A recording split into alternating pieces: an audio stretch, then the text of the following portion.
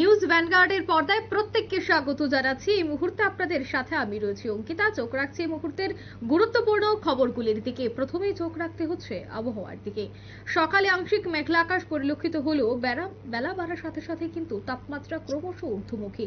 ইতিমধ্যেই তপ্ত রোদ পরিলক্ষিত হচ্ছে রাজধানীতে এবং রাজ্যের অন্যান্য জেলাতেও এই মুহূর্তে তাপমাত্রা ক্রমশ ঊর্ধ্বমুখী। হাওয়া অফিস জানাচ্ছে যে বাতাসে জলীয় বাষ্প থাকায় গরম ও অস্বস্তি দুটোই বাড়বে। অন্যদিকে চলতি মাসের শেষেই আছড়ে পড়তে পারে ঘূর্ণিঝড়। আর সেই বিষয়ে বিস্তারিত জানবো। টেলিফোন লাইনে রয়েছে নিউজ ভ্যানগার্ড প্রতিনিধি সুপ্রীতি মুখার্জি। সুপ্রীতি, একদিকে শুষ্ক আবহাওয়া, অন্যদিকে গরমের দাপট, হাওয়া অফিস কি জানাচ্ছে? দেখো, তাপমাত্রা ইতিমধ্যেই দেখছি আমরা আস্তে আস্তে ঊর্ধ্বমুখী, অর্থাৎ গত এক সপ্তাহ একটা ঠান্ডা আবহাওয়া বা মনোরম পরিবেশ ছিল বৃষ্টি হওয়ার ফলে, কিন্তু আস্তে আস্তে এই তাপমাত্রাটা যেন বাড়তে থাকছে। আবহাওয়াবিদরা যেটা বলছে, আগামী 2 থেকে 5 দিনের মধ্যে তাপমাত্রার পরিমাণ বাড়তে থাকবে এবং সেটা 2 থেকে 3 ডিগ্রি পর্যন্ত বেড়ে যেতে পারে ফের, এমনটাই পূর্বাভাস মিলেছে এই মুহূর্তে তোমার রাজ্যের আবহাওয়া অফিস এবং তার সঙ্গে মৌসুম ভবন দুটো ক্ষেত্রে একই পূর্বাভাস দেওয়া হচ্ছে।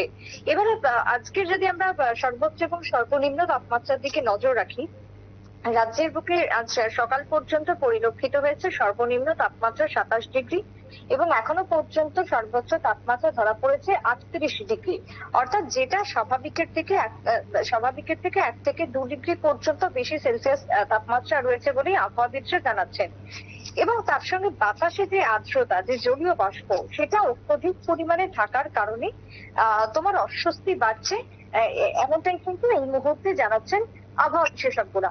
কারণ যেহেতু তোমার তাপমাত্রা বাড়তে থাকছে, তাপমাত্রা 3 থেকে 5 ডিগ্রি সেলসিয়াস পর্যন্ত চলতে পারে এমনটা পূর্বাভাস মিলছে। তার সঙ্গে বাতাসে জলীয় বাষ্প থাকায় গরম এবং অস্বস্তি দুটোই বাড়বে আগামী দিনেও, সেই কথাই জানানো হচ্ছে। এবারে তার সঙ্গে যদি আমরা বৃষ্টির কথা বলি, সেক্ষেত্রে যেটা বৃষ্টির পূর্বাভাসে বলা হচ্ছে যে তোমার চলতি মাসে বৃষ্টির সম্ভাবনা রয়েছে, বৃষ্টিপাতের সম্ভাবনা রয়েছে অবশ্যই। এবং তাপমাত্রার পারদ যখন বাড়ছে, নতুন করে সে সময় দেখা দিচ্ছে একটা ঘূর্ণিঝড়ের ধ্রুপতি। বিশেষ করে যদি এখন বলি, আমেরিকা এবং ইউরোপিয়ান আবহাওয়ার পূর্বাভাস মডেল অনুযায়ী দক্ষিণ বঙ্গোপসাগরে এই মুহূর্তে তৈরি হতে পারে একটি ঘূর্ণিঝড়, যেটা আমরা গতকালকেও বলছিলাম যে ঘূর্ণিঝড়টির কথা জানিয়ে দর্শকদের জানাচ্ছিলাম রিমাল নাম। এবং এই রিমালের জন্য অযথা আতঙ্কিত হওয়ার কোনো কারণ নেই। আপাতত ঘূর্ণিঝড়ের অভিমুখ বা তার কিলোমিটার কতটা হতে পারে সে সম্পর্কে পরিষ্কারভাবে কোনো কিছু বলা যাচ্ছে না। কিন্তু কি বলা হচ্ছে? বলা হচ্ছে যে এই ঘূর্ণিঝড়, যেটা রিমাল নাম দেওয়া হয়েছে আবহাওয়াবিদদের থেকে, সেই ঘূর্ণিঝড়টা অন্তত পক্ষে 20 থেকে 25 মে বা 27 মে এর মধ্যে বাংলাদেশ এবং পশ্চিমবঙ্গের স্থলভাগে আছড়ে পড়বে। যেহেতু বাংলাদেশ এবং পশ্চিমবঙ্গের স্থলভাগে আছড়ে পড়তে পারে, তাই জন্য তার একটা প্রভাব পরিলক্ষিত হবে গোটা ভারতে। বিশেষ করে বলা যায় উত্তর পূর্বে তার একটা এফেক্ট লক্ষ্য করা যাবে, এটাই আবহাওয়াবিদদের এই মুহূর্তের বক্তব্য। তবে সম্ভাব্য এই ঘূর্ণিঝড়টির নাম দেওয়া, যেটা আমরা সম্ভাব্যই বলবো, রিমাল, যেটা ওমান দিয়েছে যার নাম। এবং এই প্রসঙ্গে যখন আমরা আবহাওয়াবিদদের সঙ্গে কথা বলি, তখন তারা জানাচ্ছেন যে এর ফলে তাপমাত্রা অনেকটাই, তখন আপাতত তাপমাত্রা বাড়ছেই, কিন্তু এই ঘূর্ণিঝড়ের ফলে পরবর্তীতে তাপমাত্রা আবারও কমে যাবে। আপাতত 2-1 দিনের মধ্যে বৃষ্টির সম্ভাবনা না থাকলেও আগামী দিনে, অর্থাৎ তোমার 15 তারিখ থেকে, যদিও 15 তারিখে আমরা দেখেছিলাম যে বৃষ্টি হয়নি, আজকে আমরা 15 তারিখে দেখছি বৃষ্টিপাতের কোনো পূর্বাভাস নেই, কিন্তু আগামী কাল থেকে একটা বলা যায় একেবারে 19 তারিখ পর্যন্ত রাজ্যে হালকা বৃষ্টির পূর্বাভাস থাকছে। কিন্তু তারই মধ্যে তোমার 17 তারিখের কথা যদি বলি, 17 তারিখে ঝড় বৃষ্টি এবং তার সঙ্গে বজ্রবিদ্যুতের পূর্বাভাস থাকছে রাজ্যের জন্য। বাদবাকি 19 তারিখ পর্যন্ত কোনো সতর্কবার্তা না থাকলেও হালকা থেকে মাঝারি বৃষ্টিপাত হলেও হতে পারে, বিশেষ করে উত্তরের জেলাগুলিতে দেখা যেতে পারে, সে কথাই আবহাওয়াবিদরা বলছেন।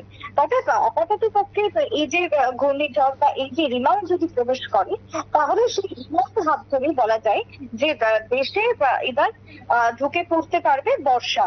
অর্থাৎ যে বর্ষার সময়সীমা এখনো বলা হচ্ছে যে আমরা অফিসিয়ালি কাগজ কলমে জানি যে 4 জুনের আগে বর্ষা ঢোকে না, কিন্তু এই রিমাল বা ঘূর্ণিঝড় যদি আসে, তাহলে তার সঙ্গে বর্ষা প্রবেশ করে ফেলবে এবার ভারতবর্ষে অনেক তাড়াতাড়ি, সে কথাই বলা হচ্ছে।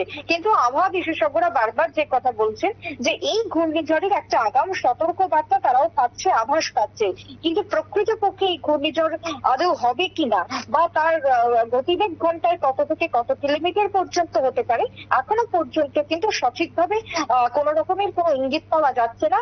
আরো দু একটা দিন পর এটা সম্পর্কে আরো পরিষ্কার হওয়া যাবে ঘূর্ণিঝড়ের আদৌ অভিমুখ, তার গতিবেগ, তার কতটা তার ভয়াবহতা হতে পারে সেটা আরো কয়েকটা দিন পর আমরা জানতে পারবো বলে আধিকারিকরা জানিয়েছেন। অঙ্কিতা, একদমই ধন্যবাদ সুপ্রীতি বিস্তারিত তুলে ধরার জন্য। অর্থাৎ আগামী কয়েকদিন রাজ্যে বৃষ্টিপাতের সম্ভাবনা রয়েছে, রাজ্যের প্রায় সবকটি জেলায় বৃষ্টি হতে পারে এবং যে ঘূর্ণিঝড়ের কথা এই মুহূর্তে আমাদের প্রতিনিধি তুলে ধরেছে সেই ঘূর্ণিঝড়ের প্রভাব রাজ্যে পড়বে কিনা তার জন্য আমাদের আগামী কয়েকটা বুলেটিন অপেক্ষা করতে হবে।